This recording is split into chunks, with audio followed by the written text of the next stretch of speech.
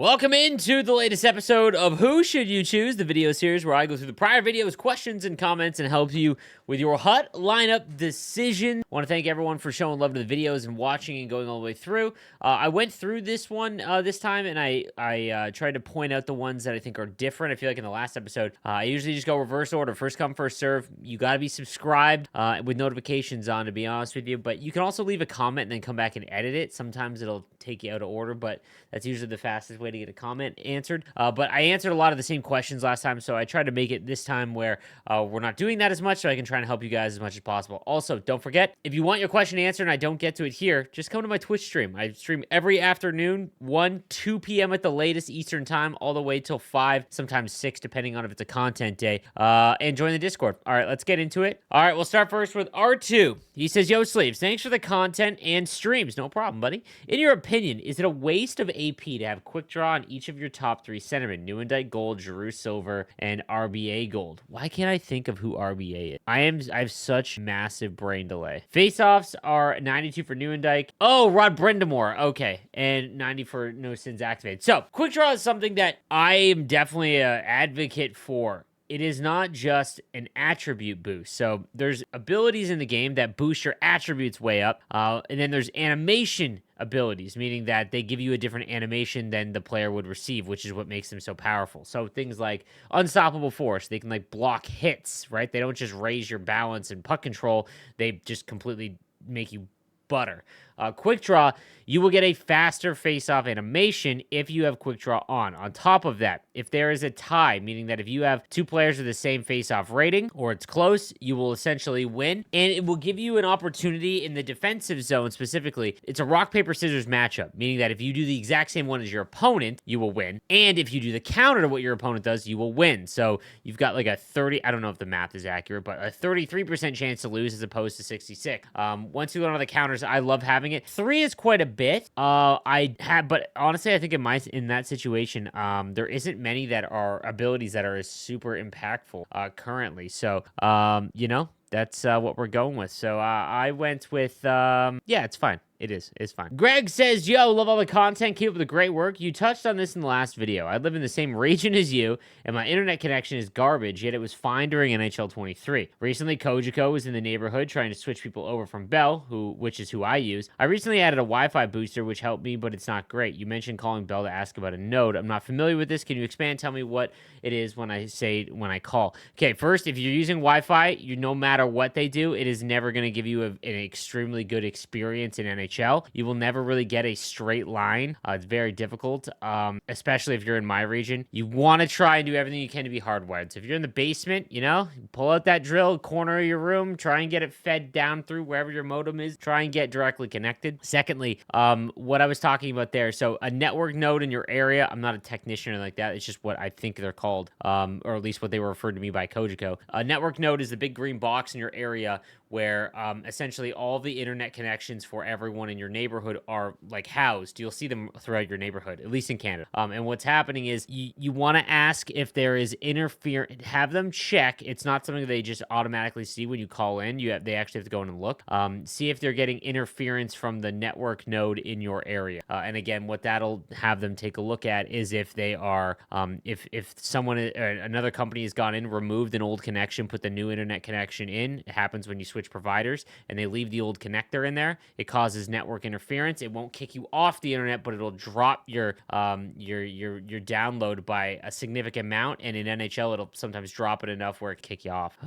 Vez says, bonjour, Sleep. I have a wife and a kid and a full-time job, so I get around 15 hours of playing time per week. Brother, when do you sleep? Also, I don't spend any money on the game. Respect. I'm curious for the best way to maximize my playing time and get the best possible team. I've been lucky so far pulling the GOAT base Markstrom and X Factor McDavid. Thank you so much for amazing content. Okay.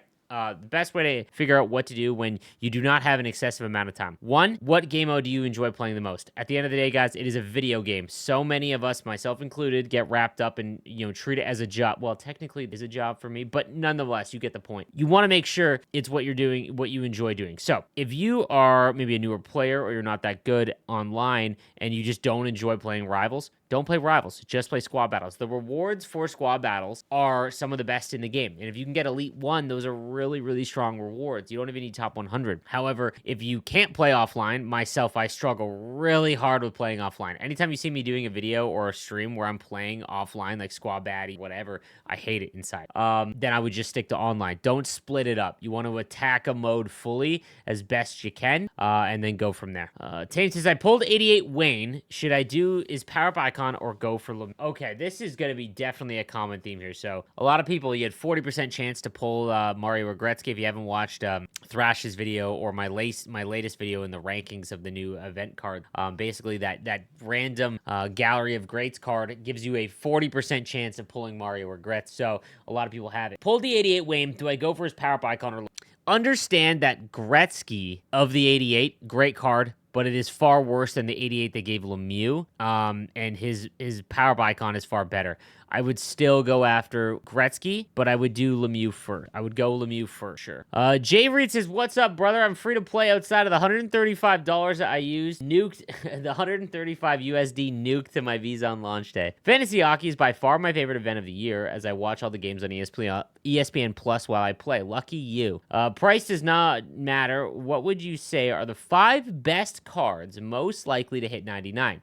I already have Teuvo Barzal, Islanders fan. I get their representative every year. I can't read. It's early. Relax. Doughty's X Factor. Also, great work, as always. If it wasn't for your videos, I don't think I'd ever fully get into this game. Love to hear that, man. Thank you. Okay, so I don't have the list in front of me, but the 5, if I had to pick 5, Teuvo is up there for sure in the 5. Doughty might be the best one right now, which makes me sick to my stomach. I don't know if Barzal will hit 99, but he's such a good card. Let's go a little bit more obscure. I think Chychrun will. He's very risky. Outside of them, though, I'm going to say Bowen Byram. Laugh needs like Bowen Byram, Sergachev. It's mostly defensemen. Like Sean Dursey is a low-key nice one, too. I'm trying to think of some forwards. I'm sure I'm forgetting some. I don't have a list in. I'll come out with a video for that. Sorry. Also, yeah, the X Factor Doughty is really good. Sam says, hey, Sleeves, I have Robitaille, Joe, and Patrice. I'm looking to make a 4th, and I'm debating between Leach and Bill Guerin. My forwards are stacked, but I'm having a hard time getting hits, so I thought Guerin would be the play. Could you give me your thoughts? So, also, SNC with the reply here. I love that. When you guys reply to the comments that you know an answer to or you want to give your feedback, please do so. Just don't be a dick about it. No need for that. So, Leach, I just got him. You definitely can't hit well with him. You've got to have stick him up activated, and he's pretty good at stick checking. The problem with Bill Guerin, my newest member of Coffee and Shell, the podcast that I've got about Hut, he's got a God Squad, and he said that Guerin without Truculence is just really not it. So I don't think so. The issue I'm having here is I think you probably go Bill Guerin and make Sergei Gonchar. Gonchar is almost identical to Brian Leach, so that's, I think, what I would do. You've got to have at least 4. If you have 3 team builders, you got to have 4. Again, the reason being, you're going to have to trade in 2 for the next upgraded one. So if you've got 2, if you've got 3, you got to get 4. If you got 5, you got to get 6. The best is to have 8, obviously, just because that means you'll guarantee yourself 490 or whatever they are when they come out. 87 Joe Newendike or 88 Gretzky line 1. Joe says, I'm making every Bruins MSP because I'm a homer and been trying to get McAvoy's X Factor. When I did the trade and I got X Factor Morrissey, is he worth upgrading or just putting the trade instead? You answer your own question here, man. He's not a Bruin. Just keep chasing after McAvoy. 87 Joe Newendike or 88 Gretzky line 1C, or do I play Gretzky on the wing? My left-hand players are stacked. Yeah, you want to go with face-off rating for sure, but the thing you need to consider and why you want to have a big centerman is defensively. So when you're in defensive zone and everyone's cycling around, your centerman is going to be the one that's in the slot, and you essentially get free bump. So you can actually flick up on the right stick in the slot defending, and you won't get called for an interference until you do it 2 or 3 times. So the issue with that is you want to have a big player to be able to knock them off the puck, right? So I would definitely go Joe Newendike over him. I would try to put Gretzky on the left-hand wing. The only players I would rather have over Gretzky on a left-handed winger is McDavid's Heritage card. So what's up, Sleeves? I have about 100K in the bank and a decent amount of resources. I just need a right-handed defenseman.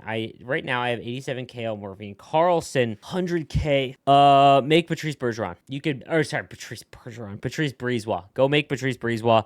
The team builder would cost you about maybe 150K if you don't have any cards, but try and get him. Nord Legend says, hey, Slaves, I'm no money spent. I have around 400K. I'm trying to find another good centerman besides Giroux and Heischer. I currently have 86 overall X Factor. Poulin is my third line center, but I want to move her down, as I will not upgrade her much more than that, and I want someone bigger on my third PK, third penalty kill. I don't know who to go for, really buy, and I'm not doing team builders this year, as I want Lemieux and Gretzky ASAP. Who would you recommend? Milestone, Joe Thornton. Good one. Connor Day says, hey, Sleeves, I love the content, and thanks for making the game more accessible for people who don't spend money. I'm no money spent. I've gotten 14 builders and 300,000 coins. I've got Fantasy Hockey Chick and a couple of X Factors. Should I spend coins toward Ultimate Power Up Icons or more team builders? I would probably go team. Like, here's what I would recommend. Again, I had this question a lot last stream. Just take your rewards. Don't rush either. NHL players, 82 and below, go into team builders. Power Up Icons, all gold non-NHL players, go into that and just slowly work towards it. Take untradeable rewards. Keep yourself Fantasy Beniers. He's had too much of a struggle to start. It's a lot like Oliver Bonk, where there's just not enough time, I don't think, to hit 99. So he might, but I don't think so. Seattle, I thought Seattle was a flash in the pan last year, and this was one of the calls I had right this year, is that last year was kind of just an aberration. They're just still not a very great. Matthew says, hi Sleeves, hi Sleeves, and how is dad life treating you? Not bad. It's been good, man. I love my kiddo. Also, thank you for all your videos, content, and tips. I've watched them all, and I'm paid to catch up.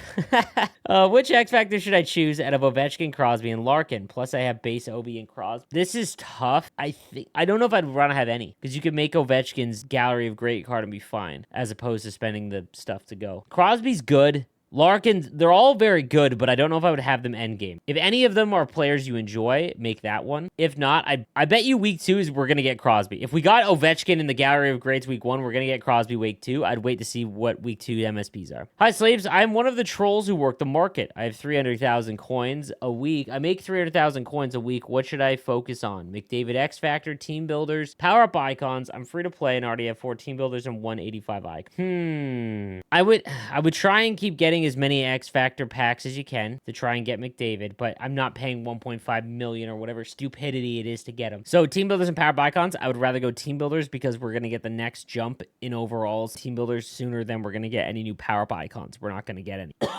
So I would go with team builder. Hey Slaves, I love the No Money Spent series. I'm broke, so I also do No Money Spent. Quick question. I have a duplicate power up icon, both untradeable, and I don't know what to do with the dupe. It's Adam Oates, by the way. Also, what's a good way to make a good amount of coins? You could use Adam Oates. But yeah, there's really not much you can do. A good way to make a good amount of coins, squad battles, man. Squad battles gives you tradable rewards. It's just so good. Hey, Slaves, I have Fantasy Riley, Robertson, and Bonk all tradable. I do, however, want to pick up Fantasy Zaka because I'm a Bruins fan, but I don't have the 700k coins quite yet to spend on him. Of the 3 fantasy cards I have, which ones would you recommend I sell to get me closer to Zach? I would probably sell Robertson, simply because he's in the AHL right now. The Leafs are kind of struggling. I would be stunned if he's not up with the big club, at which point he's not scoring nearly as much as he is in the AHL, and he's going to give you a decent amount of value. Riley, I think, is just a good card to keep. I think that he's going to be one of the better cards over the next little while. That's going to do it for this episode. Again, if you didn't get your question answered, just join my Twitch streams. I'll answer any of your questions live. And if you want your question answered on the next video, just make sure you're subscribed with notifications on, and I'll try to get to it in episode 6. Thank you guys for watching. I'll see you next time. Have a good one.